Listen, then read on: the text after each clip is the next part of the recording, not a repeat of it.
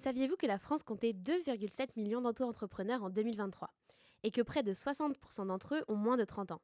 De plus en plus de jeunes se lancent dans l'auto-entrepreneuriat, que ce soit pour compléter leurs revenus, gagner en autonomie ou simplement tester une idée. Mais pourquoi ce statut connaît-il un tel succès? Quel est notre rapport au travail aujourd'hui? Et surtout, derrière cette tendance, quelles sont les réalités que l'on ne voit pas toujours? Bienvenue dans Mind Your Business, un podcast de l'auto-entrepreneuriat réalisé par la promotion 2025 du Master 2 unique de l'Institut français de presse. Nous sommes 25 étudiants et pour illustrer notre étude sous la direction de notre professeur Quentin Gilliotte, nous avons mené des enquêtes auprès de personnes âgées de 22 à 64 ans, d'origines multiples et exerçant des métiers dans des catégories socio-professionnelles différentes. Leur point commun, ils ont choisi de devenir auto-entrepreneurs. Pour ce premier épisode, on s'est posé une question simple. Pourquoi et comment autant de personnes choisissent-elles de se lancer malgré les incertitudes et les défis que ce statut implique? Avant d'écouter les témoignages de nos enquêtés, reprenons les bases. L'auto-entrepreneuriat, c'est quoi au juste? Ce statut a été créé en 2009 pour simplifier la création d'entreprises. Moins de paperasse, des charges sociales réduites et une inscription en quelques clics. Plutôt tentant, non? Mais en creusant un peu, on se rend compte que la réalité est plus contrastée. Certes, ce statut offre une grande liberté, horaires flexibles, indépendance, possibilité d'entreprendre sans trop de risques financiers, mais il peut aussi rimer avec précarité, revenus instables, protection sociale plus limitée, difficulté à se faire une place sur le marché. Dans cet épisode, on vous emmène dans les coulisses de l'auto-entrepreneuriat. Entre opportunités et obstacles, on a tendu notre micro à celles et ceux qui ont sauté le pas. Comment ont-ils démarré? Quelles difficultés ont-ils rencontrées? Et surtout, est-ce que ça vaut vraiment le coup? Sans plus attendre, embarquons pour ce premier épisode de Mind Your Business.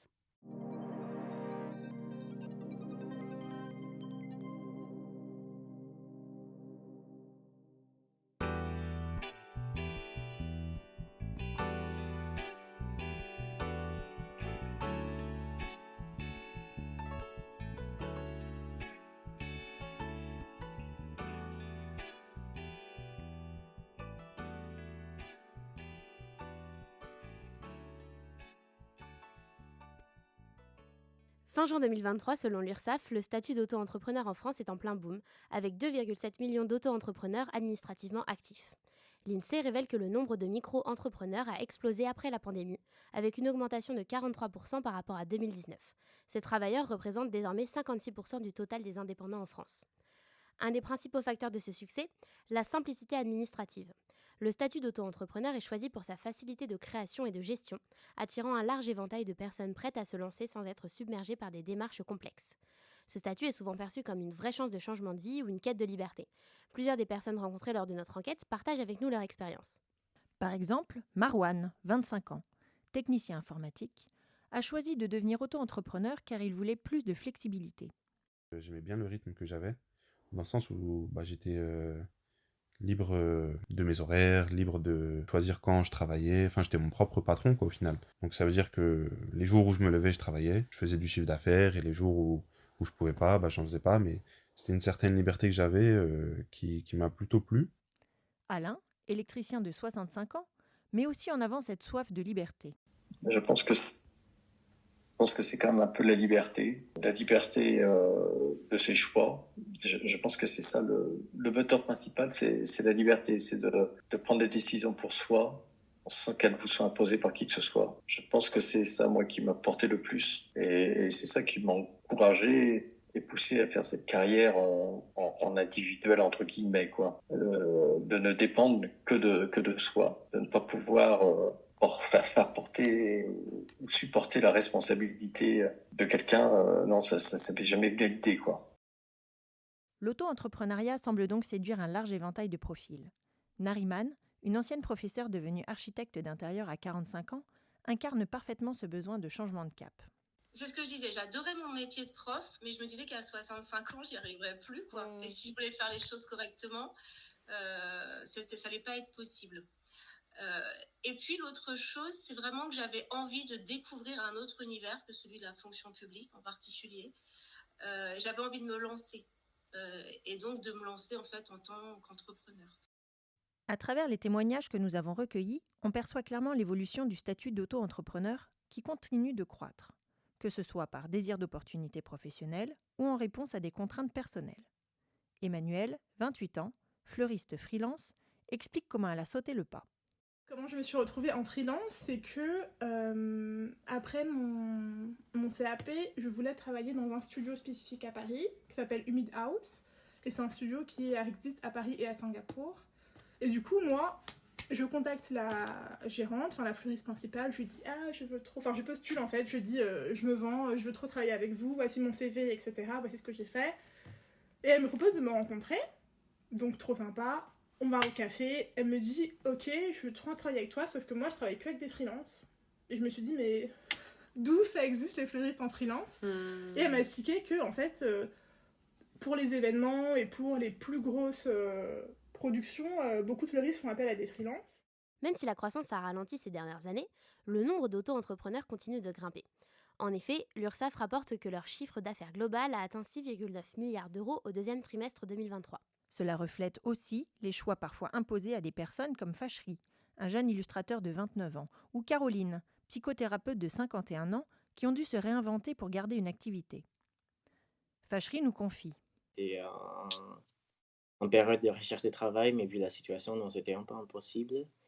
Et la seule option que j'ai pour démarrer mon travail, tout simplement, c'était de faire du freelance, de l'auto-entrepreneuriat. Caroline ajoute. Au point où j'en étais au niveau de mes études, au niveau de mon employabilité, et aussi au niveau de mes attentes, il m'apparaissait qu'être auto-entrepreneur était finalement la chose la plus réaliste que je puisse faire. En revanche, je savais qu'il y allait avoir énormément de contraintes liées à cette forme d'emploi. C'est donc pour conserver un statut de personne active que Fachri et Caroline ont penché pour l'auto-entrepreneuriat. Ce n'était pas un choix évident pour eux. La complexité de certaines activités professionnelles à connaître un chemin plus classique est liée au manque de débouchés dans ces domaines. Enfin, certains secteurs, comme le transport routier ou les services personnels, continuent d'afficher une forte croissance, rendant ce statut encore plus attractif. Pour ces tout, c'était un passage obligé. J'étais seulement étudiante à la base et c'est au bout d'un moment, je voulais avoir une source de revenus. Mais étant donné que je ne trouvais pas de job étudiant qui correspondait avec mon emploi du temps, c'est là que je me suis tournée vers la pâtisserie. Ouais, c'était quelque chose que je faisais déjà de base, mais de manière, on va dire, informelle. Enfin, c'était vraiment mon entourage et moi. Très souvent à la maison, ou alors dès qu'il y avait des invités, c'est par leur encouragement que j'ai fini par faire de la pâtisserie de manière plus officielle. Le témoignage de Setou reflète bien l'attractivité de ce statut pour les étudiants en quête de revenus complémentaires. L'auto-entrepreneuriat peut être utilisé comme un job étudiant. Au final, derrière la croissance du nombre d'auto-entrepreneurs se cache une pluralité de motivations et de parcours professionnels, mais tous partagent la même recherche de liberté et de flexibilité. Nous venons de vous présenter largement ce statut ainsi que les réflexions des auto-entrepreneurs lors de leur lancement. Mais qu'en est-il réellement des préparations de leur nouvelle activité ?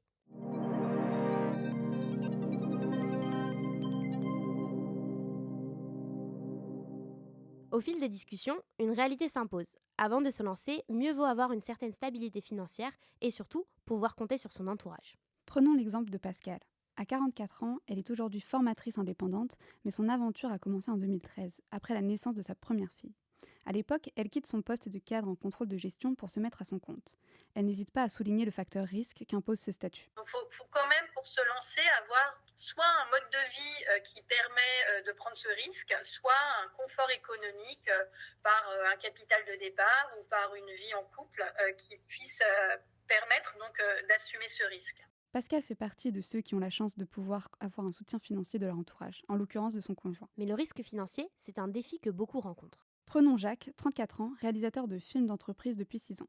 Il avait besoin de matériel pour débuter son activité d'auto-entrepreneur, et c'est grâce à un prêt de ses parents et à ses économies qu'il a pu s'équiper. Du coup, effectivement, j'ai forcément dû acheter du matériel. Enfin, tout le monde n'est pas obligé, mais moi j'ai souhaité le faire parce que ça permet quand même de se vendre avec du matériel. Tout de suite, c'est plus intéressant. Donc du coup, j'ai fait un emprunt familial de mes parents, et après j'ai aussi compté sur mes économies que j'avais commencé tout doucement à accumuler depuis que j'avais commencé à travailler, quoi. Et c'est loin d'être un cas isolé. En 2010, une étude de l'INSEE montrait déjà que plus de la moitié des créateurs d'entreprises en Île-de-France étaient aidés par leur entourage. Un chiffre qui fait écho à l'histoire de Setou, pâtissière depuis 2 ans. Elle jongle entre son activité et ses études, et si elle a pu se lancer, c'est aussi grâce au soutien de ses parents. Ils lui ont mis à disposition une cuisine équipée, un élément clé pour son métier. Donc, certes, avoir un soutien financier et être entouré, ça aide. Mais il y a un autre facteur clé qui pousse beaucoup de gens à se lancer, l'accessibilité du statut. Au départ, ça peut faire un peu peur. On imagine des démarches interminables, des papiers à remplir à n'en plus finir, mais en réalité, c'est bien plus simple qu'on ne le croit. Aujourd'hui, tout se fait en ligne, en quelques clics et sans avoir besoin d'être un pro de la gestion ou du droit des entreprises. Caroline l'a vécu et elle nous raconte. On fait des recherches sur comment devenir auto-entrepreneur. Il y a des liens qui s'affichent rapidement. Dans les premières, dès la première recherche, il suffit de cliquer dessus. Et on atterrit sur un site gouvernemental où on t'explique rapidement comment devenir auto-entrepreneur en quelques clics. Voilà. Donc pas besoin de rendez-vous compliqués ou de paperasse à rallonge. Une connexion internet, un peu de motivation et c'est bon, vous êtes officiellement auto-entrepreneur. Mais c'est là que ça se complique. Parce que si créer son auto-entreprise est super facile, savoir comment la gérer ensuite, c'est une autre histoire. Le problème, c'est qu'une fois lancé, on est souvent livré à nous-mêmes. Pas de formation obligatoire, pas de guide détaillé pour poser des bases solides, et forcément, ça peut devenir un vrai frein. Caroline nous partage son expérience. J'aurais aimé avoir, avant d'entamer une démarche, quelle qu'elle soit à ce niveau, un cadre obligatoire de formation de quelques heures avant de me lancer pour éviter justement les erreurs. Parce qu'au final, créer son entreprise, c'est une chose, mais la faire grandir et éviter les erreurs qui peuvent coûter cher, c'en est une autre. Sans accompagnement, beaucoup se retrouvent à tout apprendre sur le tas, avec parfois des galères qui auraient pu être évitées avec un minimum de préparation. Une fois lancés, beaucoup comme Caroline se retrouvent seuls face à des choix stratégiques, des obligations administratives et sans accompagnement, c'est souvent compliqué. D'ailleurs, ce n'est pas un hasard si tant d'auto-entrepreneurs finissent par décrocher. Selon une étude de l'INSEE publiée en 2022, 5 ans après leur lancement, seuls 36% des auto-entrepreneurs sont encore actifs sous ce statut. Et dans certaines régions, comme le Grand Est, près d'un tiers ne démarrent même jamais réellement leur activité après l'inscription. Cela montre bien que malgré la simplicité des démarches, le vrai défi, c'est de durer. Sans formation ni accompagnement, beaucoup accumulent les erreurs, les doutes, et finissent malheureusement par abandonner.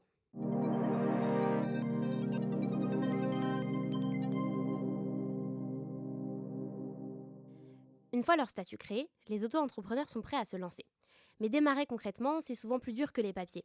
Alors à quoi ressemble le début ? Pour nos auto-entrepreneurs, 2 gros défis ressortent. Trouver des clients et fixer leur prix. Premier défi, trouver des clients, indispensable pour vraiment commencer. Certains comme Jérémy ont débuté leur activité en freelance après une carrière dans le même secteur, ce qui leur permet de s'appuyer sur leur réseau pro construit pendant leurs anciennes expériences pour trouver leurs clients.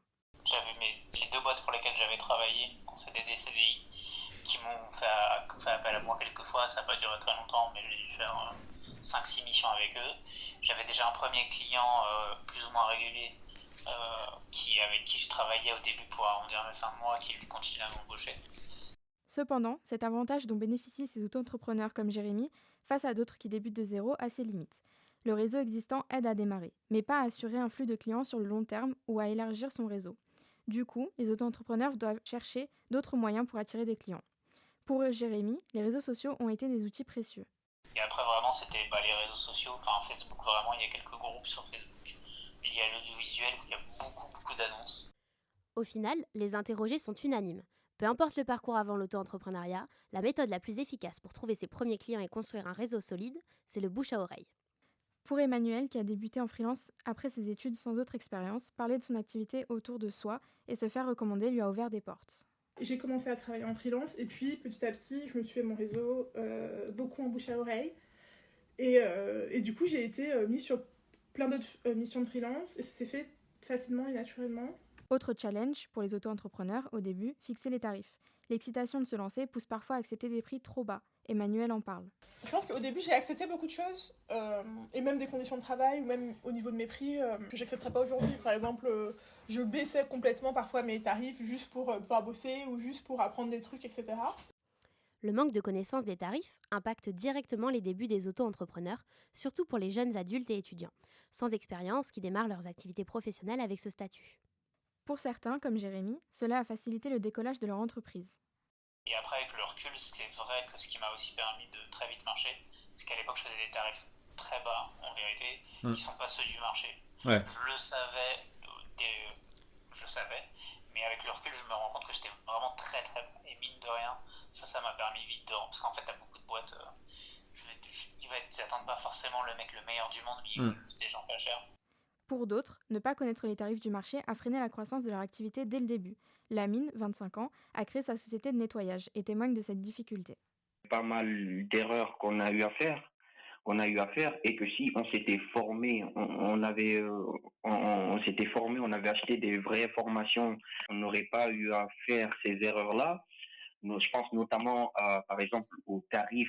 Parfois, on partait faire des prestations où on ne connaissait pas forcément les tarifs, à combien les tarifs étaient appliqués. Donc, ça a été un petit peu compliqué.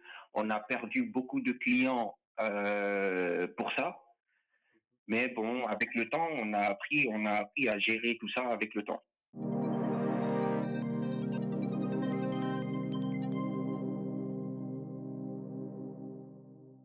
À travers cet épisode, nous avons pu prendre connaissance des coulisses du lancement de plusieurs auto-entrepreneurs, comprenant leurs interrogations, leurs doutes, ainsi que leurs difficultés lors du démarrage de leur activité.